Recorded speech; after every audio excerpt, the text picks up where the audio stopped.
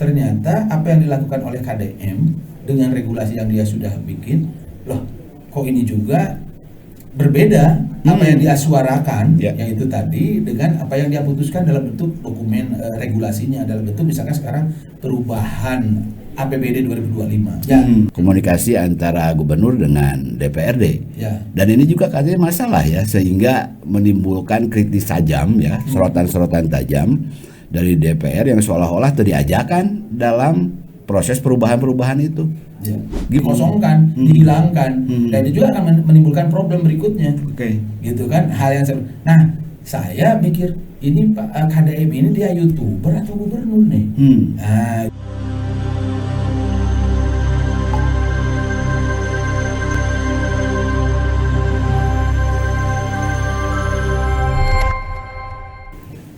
pemirsa Koran Gala, hari ini kita akan bahas hal yang menjadi bahasan publik ya, yaitu soal anggaran di Provinsi Jawa Barat.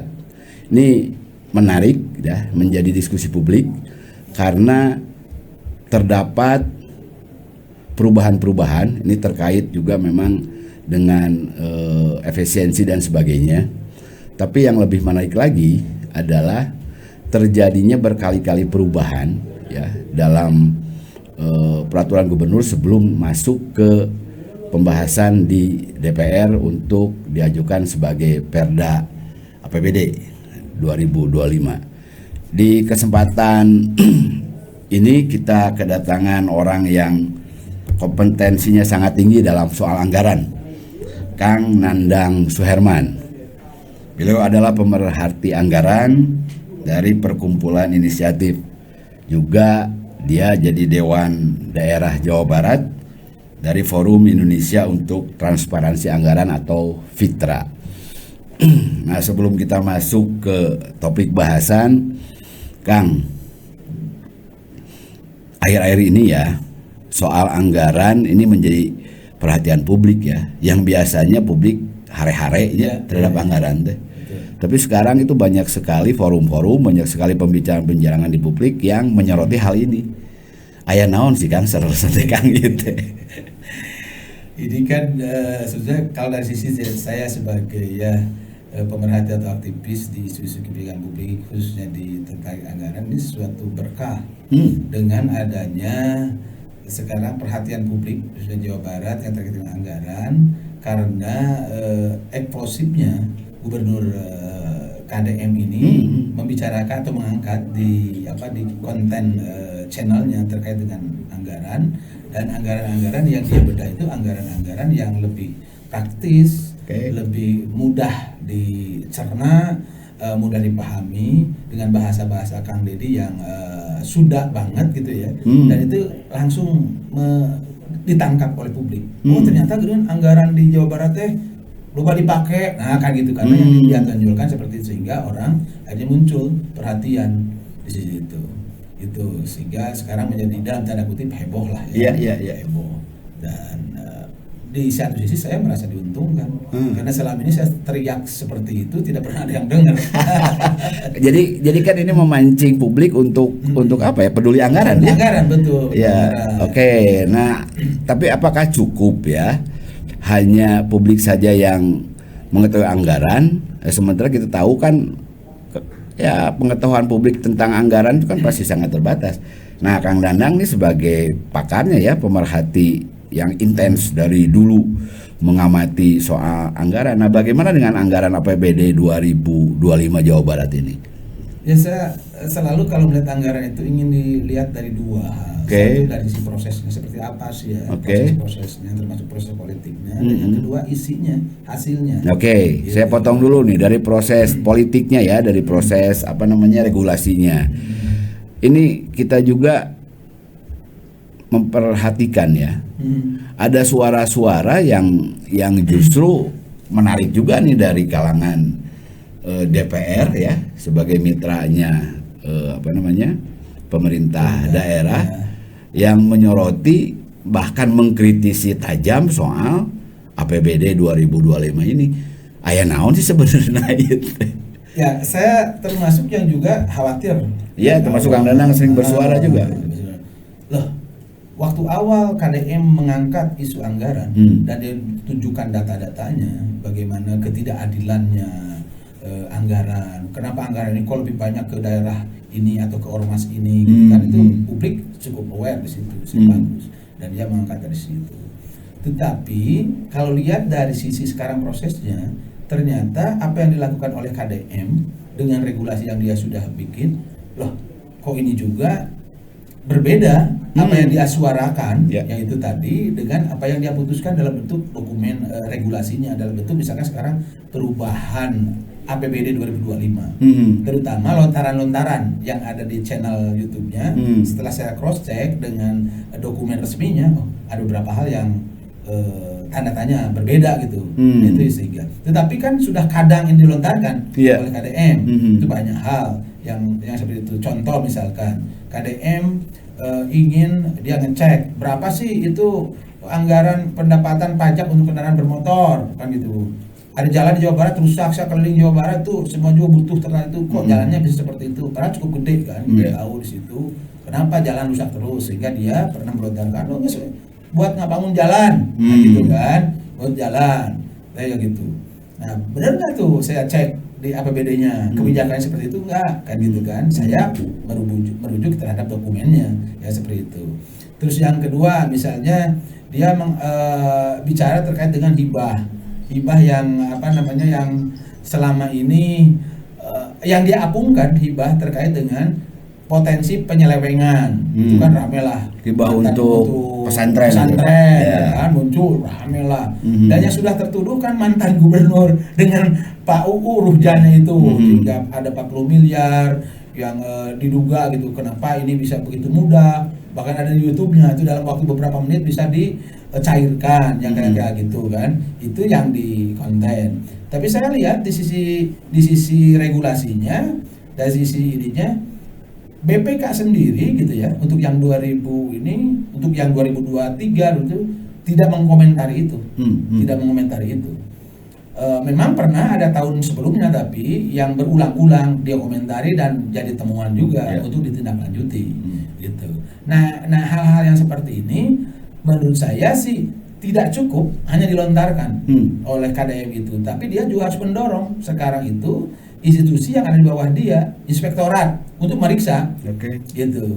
Bukan seperti kebijakan yang hari ini stop lah, hibah yang ke pesantren, ke lembaga pendidikan yang sekarang sekitar berapa ratus miliar kan, di situ berhenti dulu tuh, dikosongkan, dihilangkan, dan itu juga akan menimbulkan problem berikutnya, gitu kan, hal yang nah saya mikir ini Pak KDM ini dia YouTuber atau gubernur nih, nah itu kan. Sehingga seringkali lontaran yang itu saya perhatikan ini akan membingungkan juga, akan berpotensi juga nanti akan menjadi masalah juga sih sebetulnya. Apa yang dilanturkan kok berbeda dengan yang tertulis. Contoh yang terakhir kemarin misalkan, karena dia YouTuber, dia mengangkat persoalan itu alokasi anggaran untuk publikasi yang tadinya 60 miliar sekarang tinggal 3 miliar. Begitu saya cek, enggak juga, itu bukan 3 miliar, masih ada di angka 34 dari 59 miliar di dokumen. Nah, di dokumen gitu kan, dokumennya perubahan kelima. Oh, kok beda juga kan gitu kan. Nah, yang tadi misalnya terkait dengan pembebasan pengampunan pajak kendaraan yang dia itu strategi untuk meningkatkan pendapatan daerah, untuk menarik ya yang macet-macet itu supaya bayar lah gitu kan. Begitu saya cek di perencanaannya tidak juga dia bisa berani meningkatkan dari perencanaan yang waktu PJ itu sekitar 17M gitu kan, PKB dan BPKB itu meningkat nggak juga, cepat di angka seperti yang sudah direncanakan oleh waktu zaman PJ gubernur. Nah hal yang seperti ini menurut saya, kami dari Perubahan Inisiatif ingin memberikan satu pendidikan politik, pendidikan kewargaan juga untuk meng-cross check, untuk membangun. Kita sepakat dengan gebrakan, tapi harus diingat bahwa dia juga tunduk terhadap regulasi karena dia seorang gubernur. Ini terkait dengan regulasi ini, ya. Apakah memang ada masalah ya yang dilakukan oleh gubernur gitu ya, ketika dalam melakukan perubahan anggaran ini? Ya saya melihat kan gubernur bukan hanya KDM, gubernur kepala daerah karena tunduk atau mengikuti terhadap Inpres nomor 1 tahun 2025 yang sudah dibuat oleh Prabowo Presiden itu sekitar bulan Februari kalau nggak salah itu, dan harus merubah semua, melakukan perubahan-perubahan di APBD-nya, dan dia sudah memberikan guidance terkait dengan efisiensi itu kan apa-apa saja yang mesti dipangkas. Ya itu ada 7 kalau 8 lah di Inpresnya itu apa saja. Di antara yang paling diingat ke publik misalnya perjalanan dinas, ATK yang gitu-gitu. Oke, kita sepakat di situ. Tetapi KDM melampaui itu kelihatannya. Itu dia juga lakukan realokasi di pos-pos yang lain. Itu terutama yang paling heboh itu hibah. Karena cukup banyak Bandung itu, dan Bandung kabupaten kota juga dia pangkas lumayan gede kan kalau lihat di APBD-nya yang tadinya 1,7 hanya tinggal 600-an jadi 1,2 triliun tuh yang dihilangkan untuk kabupaten kota. Padahal di situ itu saya lihat rinciannya itu banyak untuk infrastruktur lingkungan, untuk jalan, untuk sekolah, untuk macam-macam, bahkan RKB gitu. Tapi dia di situ dikurangi dan tinggal kesehatan saja. Di hibah juga sama, di hibah yang ramai itu, di hibah yang ramai itu kan usulan-usulan dari bawah melalui mekanisme dengan sistem teknokratik ya, dan sistem informasi perencanaan daerah itu kan sudah begitu detail di rincinya, tapi di stop. Saya belum melihat tuh bagaimana itu dampaknya buat di daerah, karena tidak ada lagi bantuan-bantuan seperti itu, dan dia realokasikan. Untuk apa? Realokasinya itu belanja modal untuk membangun infrastruktur apa? Gedung dan jalan irigasi. Itu kan lumayan gede ya. Dari yang tadinya hanya berapa itu ya untuk belanja modalnya 1,7 atau 1,8 yang waktu dengan PJ gubernur sekarang menjadi 4,2 triliun. Jadi kurang lebih itu hasil pergeseran itu. Jadi kurang lebih sekitar 2,4 triliun. Tapi pertanyaannya pada saat digeser kan 2,4 triliun digeser itu bisa nggak tuh diserap dalam waktu yang cukup singkat? Terutama kan kalau kita lihat dari sisi prosesnya, dari regulasinya itu kan proses dari perubahan itu kalau lihat kronologis ya, dari mulai perdanya itu di bulan Desember akhir waktu PJ. Terus penetapan pergubnya juga sekitar bulan Desember. Perubahannya itu setelah ada Inpres. Inpres nomor 1 itu tanggal berapa? Itu sekitar Januari kan, akhir lah. Pergub pertama itu, perubahan pertama itu di tanggal 19 Februari. Perubahan. Belum banyak itu yang dirubahnya. Yang kedua pergubnya itu, pergub kedua itu tinggal dari mulai pergub yang pertama 19 Februari ada SE Mendagri, SE tentang efisiensi, apa saja yang harus dipotong. Pergub yang keduanya, perubahan kedua itu 10 Maret. Jadi 19 Februari ke 10 Maret itu sekitar sebulan kurang. Sebulan kurang. Pergub ketiganya itu di 20 Maret, hanya 10 hari. Dan pergub ketiga itulah yang banyak perubahan terutama yang hibah. Itu dalam 10 hari itu mengubah itu, dan pergub keempatnya 27 Maret. Jadi 20 hanya seminggu. Dan pergub yang kelima yang terakhir itu 16 April. Nah ini dari sisi time series yang seperti itu memang ini loh begitu cukup terburu-buru dengan mengubah merealokasi yang relatif cukup besar, sekitar berapa 2 triliun lebih. Nah sebelum ini Kang, sebelum nanti ke kita bedah postur APBD-nya ya. Dalam perubahan-perubahan itu kan harus ada mekanisme komunikasi ya. Komunikasi antara gubernur dengan DPRD. Dan ini juga katanya masalah ya, sehingga menimbulkan kritis tajam ya, sorotan-sorotan tajam dari DPR yang seolah-olah diajakan dalam proses perubahan-perubahan itu. Gimana tuh Bang? Ya saya kalau lihat Inpres terkait dengan perubahan memang bahasanya itu memberitahukan itu Inpresnya. Tapi kalau nanti di perubahan APBD-nya harus dibahas bersama, itu undang-undang, kan? Nah ini memberitahukan, begitu cek ke anggota DPRD banyak yang tidak tahu juga. Termasuk salah satunya Pak Ono lah, wakil ketua itu yang pimpinan dan dia juga kaget sering melontarkan itu ya. tahu-tahu sudah sampai perubahan kelima. Gitu dengan itu. Nah, ini juga dari sisi itu menurut saya si gubernur kayaknya kurang begitu memperhatikan. Ya, jadi komunikasi ininya tuh kurang begitu bagus sehingga dia melakukan sendiri itu dengan percaya dirinya. Dia melakukan hal yang seperti ini dan bagi saya luar biasa ini, hebatnya gitu merealokasi tanpa jeda waktu yang cukup menurut saya. Hebat nih, sudah bisa melakukan merealokasi dalam cukup dana yang cukup besar. Ini kayaknya seingat saya belum pernah ada sebelumnya. Nah, di pergeseran artinya minor lah. Ya, artinya kalau ini kan pergeserannya tidak bukan minor ya. Hampir menyeluruh kan. Betul. Nah, ketika itu dilakukan ya, Kang Nandang melihat postur APBD 25 sekarang jadi seperti apa, Kang? Ya kalau dari sisi umum dulu ya. Ya. Dari sisi pendapatan kan tidak berubah. Sesuai dengan apa yang sudah disusun. Kecuali karena ada perubahan transfer dari pemerintah pusat. Ya. Setelah ada berubah secara nasional, di kita itu di Jawa Barat DAU-nya berkurang sekitar 170 miliar. Dan di situ berkurang juga akhirnya ke Jawa Barat kan dari sisi pendapatan. Yang tadinya waktu zaman waktu zaman PJ penetapan itu kan pendapatan kita di hampir 31 triliun. Sekarang menjadi sekitar 30. Jadi 160 miliar itu yang berkurang. Tidak menambah pendapatan, tidak berkurang, hanya berdasarkan dari sisi transfer saja yang berkurang. Belanjanya juga itu belanjanya masih gedean waktu zaman PJ. Belanjanya itu ada di angka 31,075 miliar. Triliun 31 triliun 0,75. Di terakhir itu hasil dari KDM 30 triliun 905 jadi 31. Jadi selisihnya tetap saja yang tadi 169 transfer dari sana. Tetapi yang membedakan adalah realokasinya. Yang tadinya ya di anggarannya itu si waktu zaman PJ kan dia di belanja modalnya itu sekitar kalau persentasenya hanya di 5,7% belanja modalnya itu dari belanja. Nah KDM setelah itu ada di angka 13,5. Jadi di perubahan itu. Perubahan kelima itu terakhir sudah di angka 13,5. Di situ dia. Itu berapa itu? Kalau ditotalkan itu dua kelebihannya yang tadinya waktu zaman PJ itu 1,8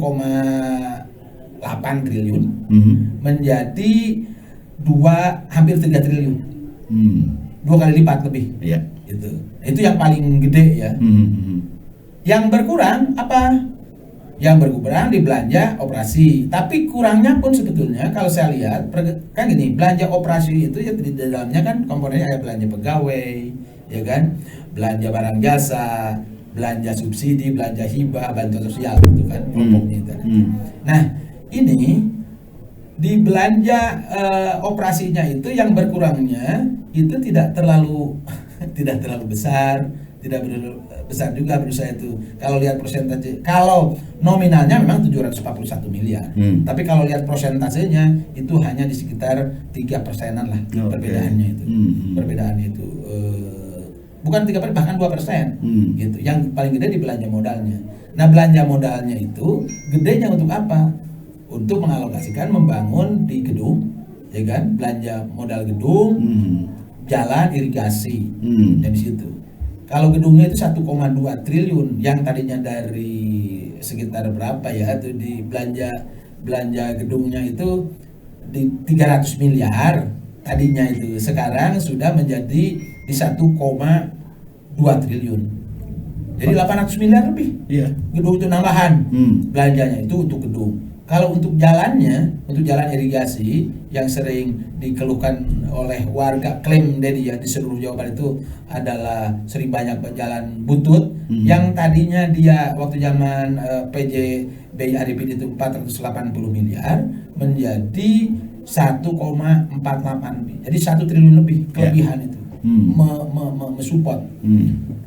Nah, yang pertanyaan bagi saya paling tidak CPCL-nya penentuannya dalam waktu yang tersingkat itu hanya waktu 1 bulan itu sudah bisa menetapkan Itu yang kritikalnya Ya. menurut saya. Karena itu gede kan, dana sebesar itu, baik gedung maupun ini. Dan saya belum dapat rincian lebih detail ya. Cuma kan muncul di publik.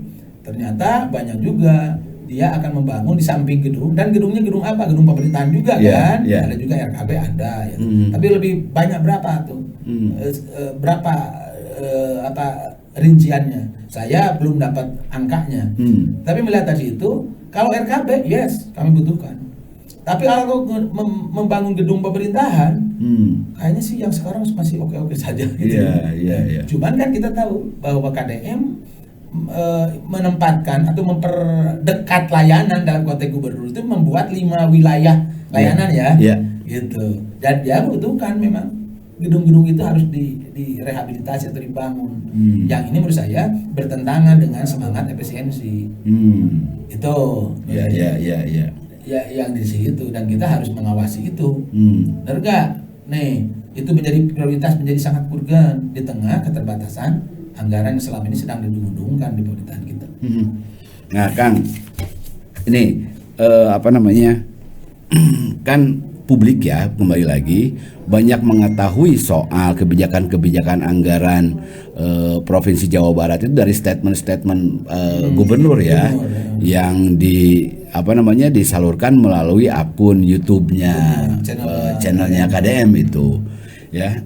Nah, ketika persoalan-persoalan itu dipublish ya, di akun medsosnya itu, publik jadi tahu dan berharap. Ya, terus kira-kira apa implikasinya ya ketika pada pelaksanaannya nanti ada hambatan-hambatan. Ya, karena itu tadi, ini ketika sudah dianggarkan ya, ada perubahan-perubahan yang memang sangat drastis dan dalam waktu yang singkat. Nah, anggaran-anggaran yang sudah dialokasikan kan itu harus diserap. Ya. Ini apa yang akan dihadapi nanti pada saat pelaksanaan atau penyerapan anggarannya itu? Ya, saya sempat ngobrol dengan salah satu kepala dinas PU di kabupaten. Oke. Karena kita tahu bahwa kabupaten kota itu pembangunan daerahnya itu lebih banyak kan supportnya dari nasional APBN dan dari APBD provinsi dalam bentuk bantuan gubernur. Dengan stop sekarang, menurut salah satu kepala PU, nanti di daerah itu hanya sebagai penerima manfaat saja. Yang eksekusinya tetap nanti si provinsi.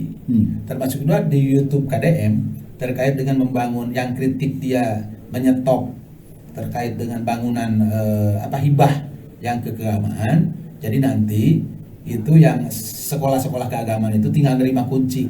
Kan gitu kan? Di YouTube-nya tuh waktu mengumpulkan melalui dengan Departemen Agama Kanwil atau apa ya namanya itu.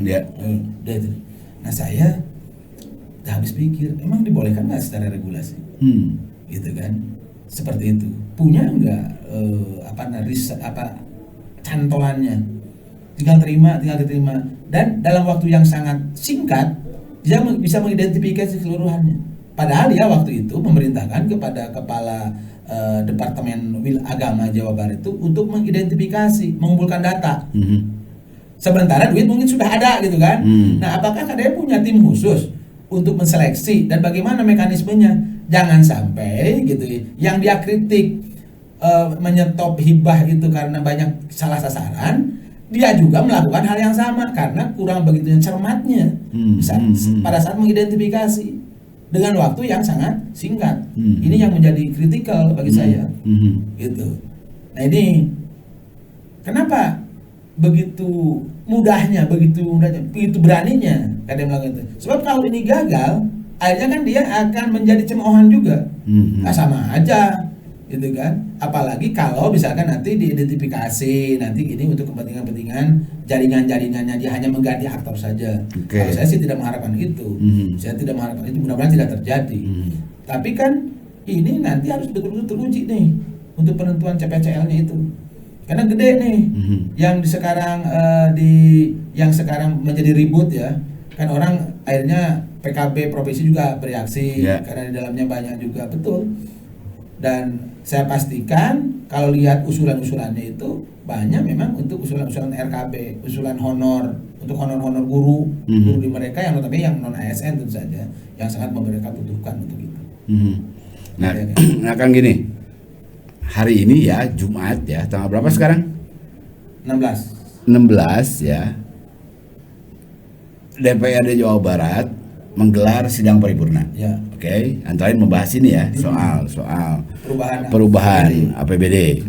Nah, dan ada sikap politik yang tegas dilakukan oleh fraksi PDI Perjuangan ya, untuk merespon ini ya, merespon komunikasi-komunikasi yang selama ini dinilai tidak smooth ya. Nah, apa yang seharusnya dilakukan ya tidak saja oleh DPRD Jawa Barat, tapi oleh siapapun lah ya yang mempunyai kepedulian terhadap anggaran ini, agar ya apa yang dikhawatirkan tadi oleh Kang Nandang itu tidak terjadi gitu. Ini kan saya pernah komunikasi dengan salah satu pimpinan DPRD beberapa minggu yang lalu terkait dengan perubahan yang cukup cepat yang dilakukan. Ini sudah dipergubkan. Yang saya ingatkan bagaimana sikap DPRD. Oke. Ya kan? Karena DPRD itu bagian dari penyelenggara pemerintahan. Apalagi dalam anggaran itu adalah kesepakatan bersama. Gitu. Nah, ini kok bisa jalan sendiri nih, gubernur. Nah, itu ternyata saya itu memang mereka juga kaget. Tetapi hari ini kan sudah muncul tuh sikap, walaupun fraksi ya, tapi kelembagaan DPRD-nya belum. Tapi saya mudah-mudahan ini akan menjadi diskusi yang cukup menarik dari DPRD sebagai perwakilan publik dengan eksekutif yang KDM yang sekarang sedang manggung ini. Dan ini kalau saya sih dorong diskusinya ya di YouTube kan aja, ditransparankan, biar kelihatan kan itu argumentasi seperti apa. Karena kita hari ini belum mendapatkan argumentasi yang utuh yang dinyatakan oleh KDM terkait dengan perubahan anggaran ini. Baru hanya di konten-konten yang terbatas untuk isu-isu tertentu. Secara umum belum. Nah, saya itu sedang menunggu itu. Dan sikap DPRD memang harus dorong untuk men-challenge ini. Tidak sekedar hanya menerima begitu saja terkait ini, karena kemarin itu kan perda tuh. Dan sekarang perubahannya juga harus perda. Kesepakatan politiknya. Saya sangat mengharapkan itu. Sangat mengharapkan itu. Sikap DPRD harus mewakili publik ya di tengah suasana yang sekarang heboh ini, agar kehebohan ini segeralah diakhiri dan ditetapkan bersama seperti apa nih. Saya sepakat dengan KDM, terutama dari sisi postur APBD kita yang selama ini masih sangat cukup besar, berat di ongkos untuk membiayai di eksekutifnya untuk provinsi. Kan KDM itu pernah di salah sebuah YouTube waktu di Purwakarta berhasil membuat postur menjungkir balikan. Ya kan, dari postur APBD yang tadinya 70 untuk pegawai, 30 publik, dijungkir balikan menjadi 30 untuk pegawai, 70 untuk publik. Nah, saya juga ingin mendorong KDM sekarang ini seperti apa yang dinyatakan. Berani nggak tuh untuk merubah struktur itu? Kalau lihat persentase hari ini, belanja, anggap saja belanja modal yang sudah disusun di perubahan kelima KDM itu baru nyampe di angka berapa itu 13,5%. Masih jauh. Kalau dimasukkan juga ban kepada kabupaten kota, itu pun yang belum nyampe ke kalau digabungkan belum nyampe ke 20% itu. Ban gub itu tinggal 1,7%. Jadi kalau ditambahkan dengan itu masih ya 15-16%, masih sangat jauh. Sementara belanja pegawainya saya menarik, belanja pegawainya itu KDM tidak berani itu mengurangi. Itu padahal di belanja pegawai itu ada komponen yang disebut tunjangan penghasilan yang notabene itu kebijakannya bisa gubernur itu. Iya, dan itu dari sumber PAD kan. Dari PAD. Dan saya justru menemukan justru naik. Gitu kan. Itu naik ya? Justru naik. Justru naik. Kayak ini aneh. Lah, kok nggak berani juga kalau untuk menertibkan ke dalam? Maksudnya untuk mengefisiensikan. Gitu kan. Untuk pegawai. Untuk belanja-belanja itu kita lebih rasional lah. Yang dia tertibkan itu untuk belanja-belanja rutinnya. Oke, kita sepakat. Misalkan terkait dengan yang sering muncul kan belanja perjalanan dinas. Perjalanan dinasnya itu luar biasa. Dia dia bisa